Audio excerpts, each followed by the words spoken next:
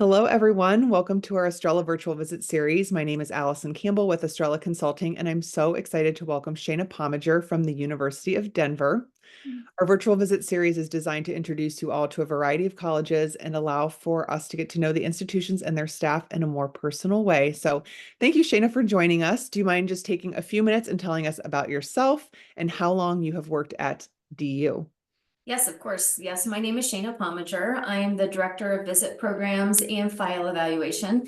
I've been working at DU for 25 years. I'm a two-time DU alumna, so received my undergraduate degree and my master's degree from DU. I've seen DU go through a lot of changes over the last couple of decades, higher ed go through a lot of changes over the last couple of decades. So I'm excited to be here today.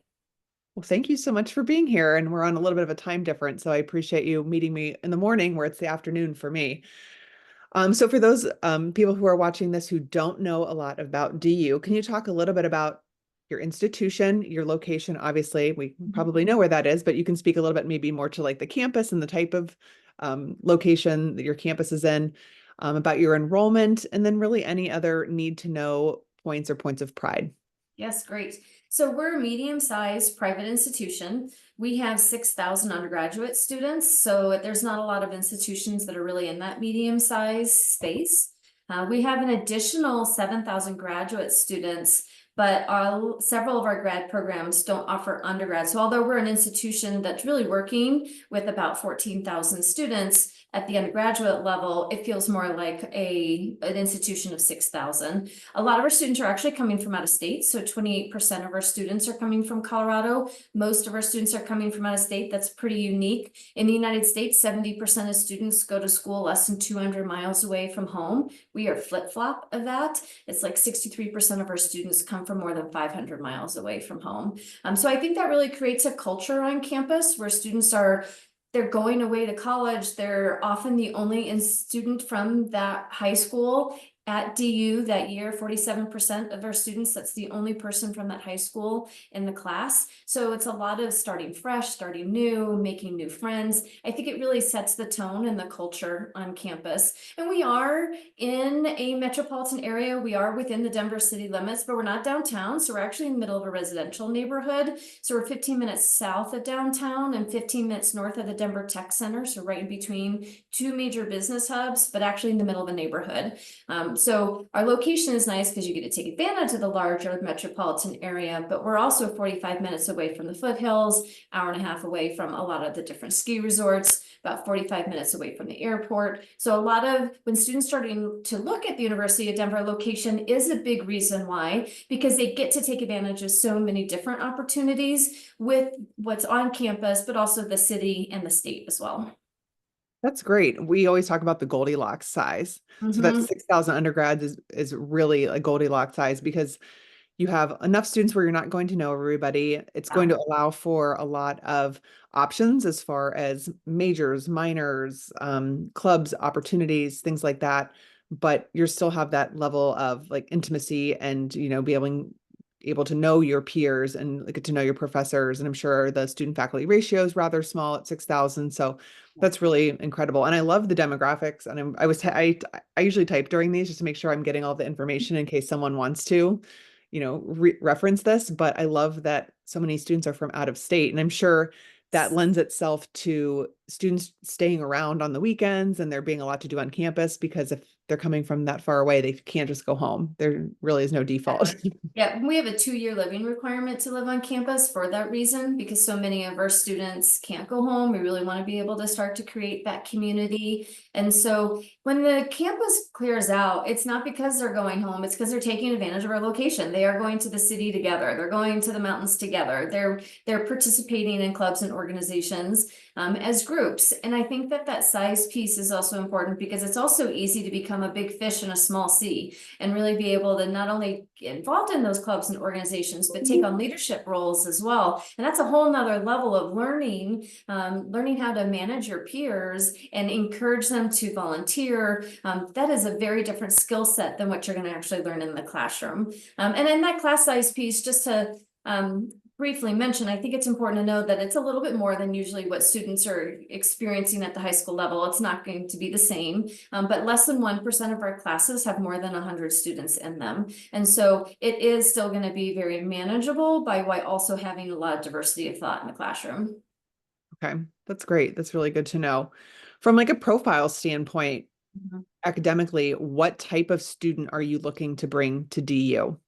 Yeah, so our middle 50% when it comes to GPA, weighted GPA is between a 3.7 and a 4.0. So that means that 25% of our students score higher than these ranges, 25% of our students score lower than these ranges. We are test optional. We were test optional before COVID, actually, so we weren't forced into test optional. It was something that we chose to do prior and is more of a fundamental issue of access for us. And so 70% of our students apply test optional.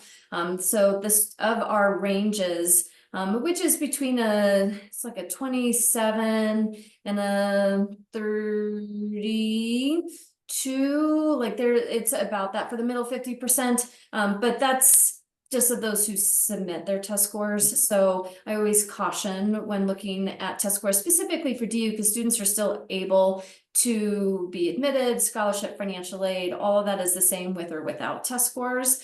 So really it's what is the best foot forward. And if you think of a pie chart, I love a pie chart. If you think of a pie chart and you think of grades, test scores, and whole person, without those test scores, it's going to be grades and whole person. So we're just going to put a lot more weight on those grades.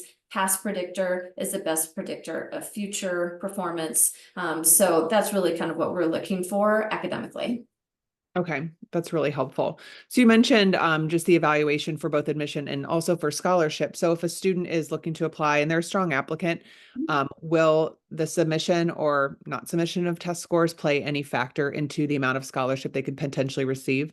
It doesn't. And it was designed that way. So we really want students to be able to feel confident that. So there's a couple reasons why we went this direction. One, we are known for one of our programs for neurodiverse learners called the Learning Effectiveness Program. We're one of the 2 oldest programs in the country and considered one of the top 2 in the country. To then require those same students to submit ACT or SAT had a disconnect. Also, we know that ACT and SAT was adversely harming our students that English was their second language or based off of income. So for us, it really was an access issue. And so access for a private institution also relates to money. And so we don't want to harm a student for not submitting their test scores when they're really just trying to put their best foot forward and have shown that they can perform well academically. Okay, that's great. We actually did a few months ago, we had a panel about LD and ND programs and learners. So we really emphasize that and we believe that there is a place for everyone. So I'm really happy that you brought that up. Is the program that you referenced, is that a fee-based program or is that something that's more just like ingrained in It the is a fee-based opportunities? program. Okay.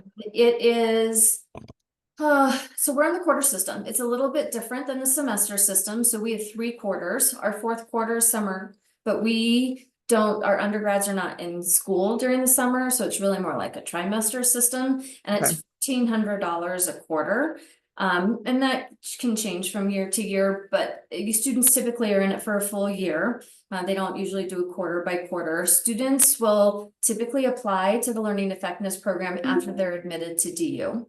So it's more of a conversation of making sure that what we provide is what the student needs. So it's more information sharing. I mean, typically students are going to be like dyslexic, ADD, ADHD. We do have some students on the spectrum. So there's quite a variety, but the learning support programs can vary widely across the United States. So like some programs will wake a student up in the morning. We're not going to do that. And so we just want to make sure that those conversations are having before a student comes to campus and that we know how many people to hire in the Learning Effectiveness Program. You do meet with an academic advisor through that program every week to ensure that a student, maybe if they're going into academic crisis, let's hope we catch it maybe in week 3 or 4, not week 6 or 7 of a 10-week quarter. There's unlimited tutoring. There's an executive functioning coach. They really are pretty amazing of what they provide for the money that you are paying. But then, of course, we do have those free services for students. And I would say about half of the students stay in LEP the full 4 years, and then half of them leave after a year or two after they feel confident that they have had a good transition from the high school to DU and that they feel confident in their academic journey. But some just appreciate the additional services that they're receiving. Definitely. That's great. I love hearing that. Like I said, we've been really fortunate to kind of partner and get to know some of we're in Northeast Ohio, but some of the local Mhm. colleges that offer those types of programs, and just talking to some of the people that work at those universities and within those programs. And then, some of our students that we've successfully transitioned to those programs, just the help that it's been, and like really understanding that they need it, the self-awareness that they needed something like that, and how it really helped them, reach their max potential. So I'm really glad that you mentioned that. We're always looking to put more programs like that on our lists, and it's definitely a amazing asset for our students. Yeah, I would just also mention that I talked to about this program to all students, whether neurodiverse or not, because I truly believe that our faculty have a much better understanding of the variety of learners they have in their classrooms. So their teaching styles across the board tend to be different. And then they really focus on universal design. And so if it's good for one student, maybe it's good for everybody. So if you're going to provide notes for one, how about you provide notes for everybody? And so I really think that the elevated level of teaching is across the board simply because this program is on our campus and has been for so long. It was created in the 70s. So to have that history and culture, I think is pretty unique. That's great. I'm just marking this down. I mean, elevating the level of teaching and just the awareness to the Yes. peers You don't have to and start from to the staff. scratch, right? When you're a student who's so used to advocating for yourself and you're like, this is dyslexia, this is what it means, this is what I need to be successful.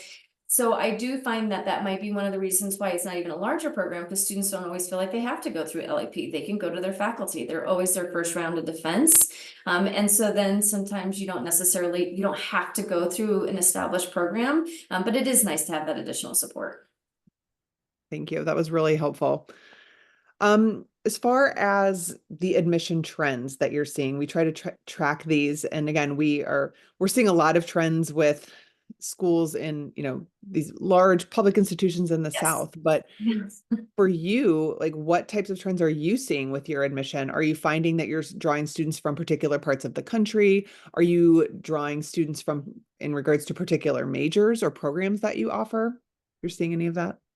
So it's interesting. We're also seeing sort of that bigger school football focus, and we're a school without football. So we are a hockey school, 10th national championship. So we're really good at hockey. But it is really interesting to see that pendulum swing. I would say when it comes to academic trends, after COVID, psychology just went through the roof. The number of psychology majors, and it's our largest major on campus. We do happen to have a great also master's in PsyD program as well. And so that might be one of the reasons why. But I believe this is a national trend that people are seeing. We had a lot of time to reflect during COVID and look deeper, and then got interested in that, and then now wants to practice. So we have 900 people that are a part of our psychology program, and that could be majors, double majors, minors. But I think for that program, what's interesting is that even though it's one of our largest majors, half of our students are still able to participate in clinical psychology research. And so they really are still able to provide some of that one-on-one and active learning,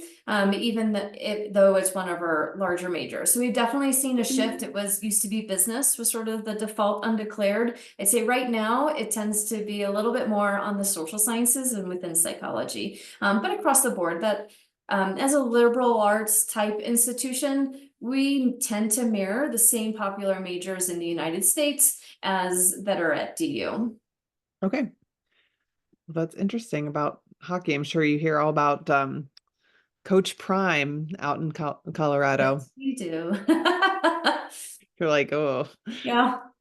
I have a quick question about, you were mentioning like your undergraduate program in psychology, and then you have that master's program as well. Do you find that a lot of the students that do undergraduate programs that have an aligned graduate program at DU, do they transition right into that? Or do you have any programs that are designed to be like an early admittance or a We do. 3-2 or something like that. Yeah, that is one of the benefits of having such a large grad program. And so many of those grad don't offer undergrad. But so some of them, it doesn't matter what your undergraduate degree is in, you can apply like law, education, social work, and business. So those are 4 programs that you can study anything at the undergraduate level and then apply to those master's programs. They typically, you're going to apply to them your junior year at DU. So you don't need to know ahead of time this is something that you want to do, which really follows more of our academic philosophy. We also don't admit by major. We don't have different standards for different programs. We really want students to have that time to explore academically some of their interests. Undeclared is our second most popular major of students coming in. It's not because they have lack of interest. It's usually because they have too many interests. And so they're just trying to help narrow that down. But we also have some programs that are degree specific, like an art history student is the only student that can apply to the art history master's program. So we have about 8% of our students that will continue on from undergrad to grad. I think there's some pros and cons to doing that. The pro is that you are in school for one less year, so less years, less money. Mhm. But the con would be you might be seeing some of the similar philosophies because we are still DU. And so we have a particular mindset, and maybe after going to a smaller medium-sized private institution, maybe you want to go to a big state institution at the graduate level. So we don't assume that this is going to be something for everybody, which is also why we don't have students apply before their junior year. We want to make sure it's the right fit. Okay. Yeah, that is really an asset for your university to have those transition pathways for your students. Like if they do love DU and they want to stay there. And again, that asset of having one less year to pay for is really Yes. helpful. Yeah. But I agree that vetting or allowing that time to like really get ingrained in your major before you have to apply. It's not like some of the medical track programs that we see where you have to basically commit to 6 or 7 years as an 18 or 19-year-old. And that's really hard to do. Well, I think also it's important for students to realize that we're predicting they're going to have 30 different jobs by the time they retire in 3 completely unrelated fields. Half their jobs may not even exist yet. So our job isn't to limit you, it's to provide more options. And so going to college is about more options, not less. And so picking a major isn't supposed to pigeonhole you. It's supposed to just give you a start to help you find your first passion that will then help you find your next passion and your next passion. That's great. That's awesome. As far as your recruitment goes, we always talk about this with our students. It's called demonstrated interest. For those of you that have not heard of this topic, but probably if you're working with Estrella, you have. Is this something that you track or consider? So basically, if a student is visiting, they're opening your emails, they're attending your virtual programming, they're meeting with a rep at school. Is this something that you find important?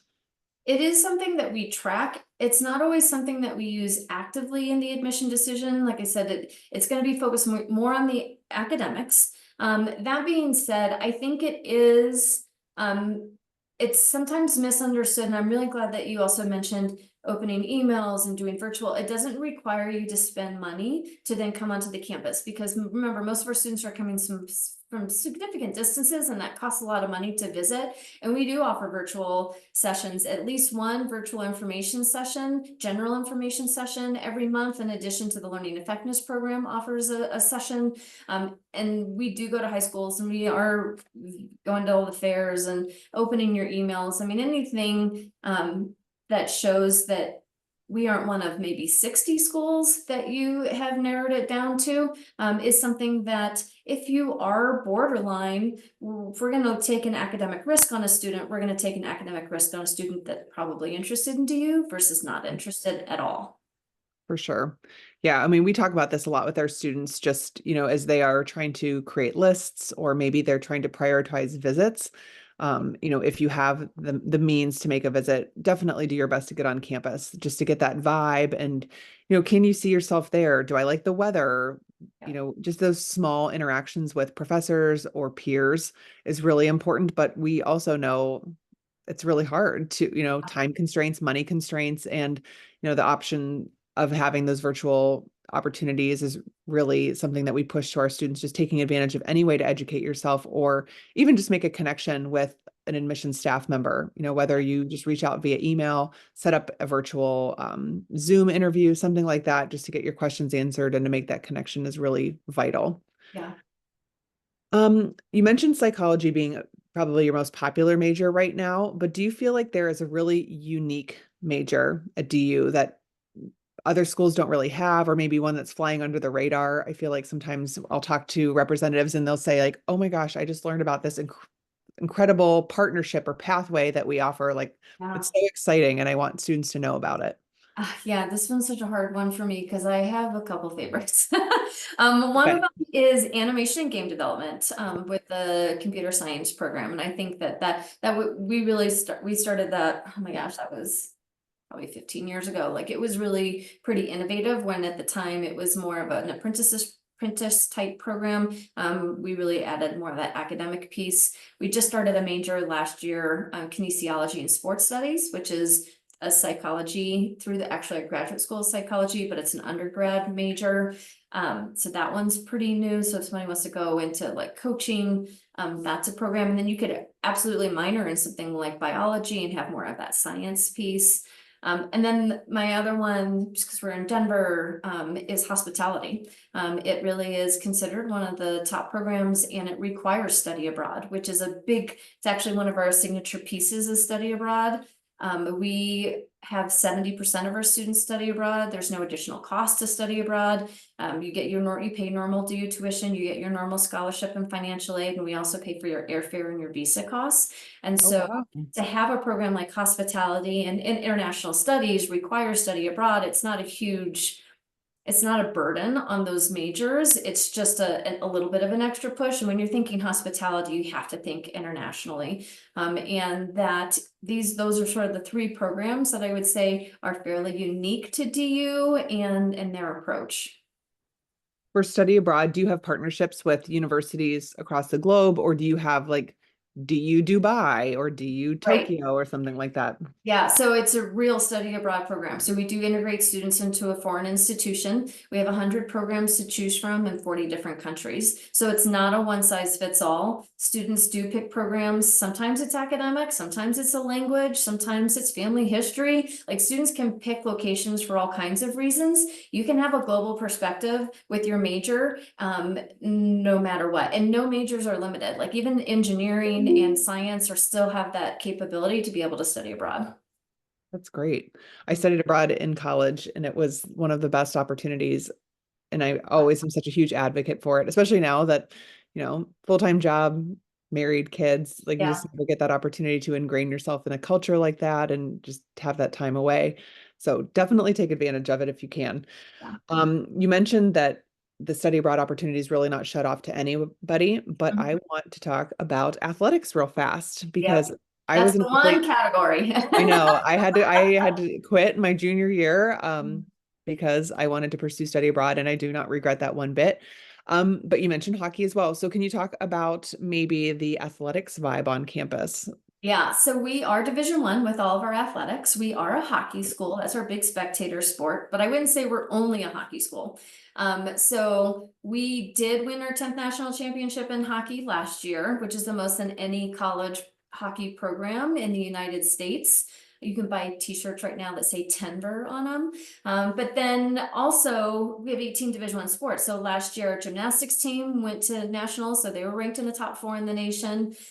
Men's and women's lacrosse, both are typically ranked in the top 8 in the nation. Soccer is currently ranked #1 in the nation, men's soccer. Wow, that's great. Although it's not as much of a spectator sport, but they usually do really well there too. So we do pretty well for a medium-sized private institution without a football team. We do really well at the Division I level, but also, not all of us are Division I athletes, so club sports and intramural sports are a big bucket of things that students will take advantage of while they're here. For every Division I team, we do have a club level team as well. Okay, that's great. Very cool. Okay, I have about I'd say one more question, then we'll round it out with a fun question. You mentioned the accommodations that you have for students that have learning difficulties.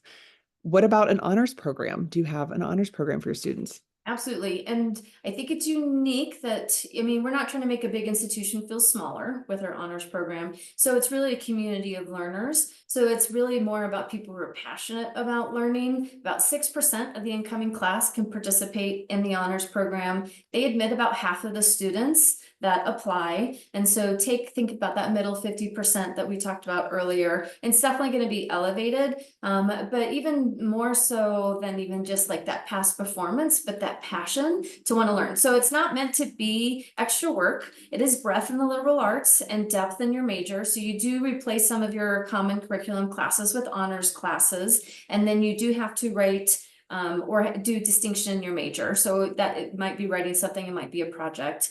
And then you can graduate with honors from DU. They do have an optional living floor as well. You don't have to live on the living floor, but at least you know everyone on your floor has at least one thing in common with you. Okay.